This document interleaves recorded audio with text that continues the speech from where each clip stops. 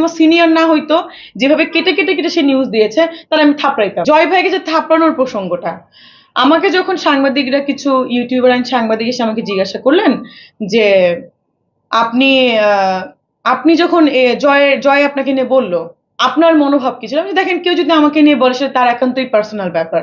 আমার মনোভাব হচ্ছে যে, বলে তখন যে শোটা আপনি করেছিলেন, ওই শো এর পরে আপনার অনুভূতি কি ছিল? আমি বলছি ওই শো এর পরে অনুভূতি হচ্ছে, দেখেন, সে যদি আমার সিনিয়র না হইতো, যেভাবে কেটে কেটে কেটে সে নিউজ দিয়েছে, তাহলে আমি থাপড়াইতাম। সে সিনিয়র বলে তাকে আমি কিছু বলি নাই, মাফ করে দিয়েছি, সে সরি বলেছে, দ্যাটস অল, ফিনিশড। তারপরে সে কিন্তু আমাকে জিজ্ঞেস করতে পারতো, জয় ভাই ফোন দিয়ে, মিষ্টি কি হয়েছে, তুমি থাপড়াইতে চাইলা, বা এটা তুমি উঠায় ফেলো, যেটা বলেছে। সে কিন্তু বললে আমি কিন্তু অবশ্যই আমি ফোন করে বলতাম, ভাই এগুলো আপনারা রেখেন না। সে কি করলো, সে ইউএসএ থেকে একটা ভয়েস পাঠালো, কুকুরের কাজ কুকুর করেছে, এটা তো সে আমাকে বলতে পারে না। তাহলে তো আমি এটার জন্য এখন স্টেপ নিবো, সে কুকুর কেন বলবে আমাকে? এটা তো আমার মান সম্মান হানি হয়েছে। কুকুর বলা এটা কি ধরনের বিষয়? আমি কি কুকুর? আমার বাবা মা নাই? তাহলে তো সেও, আমি বলবো সেও কুকুর, কারণ সেও কুকুরের কাজ কুকুর করেছে।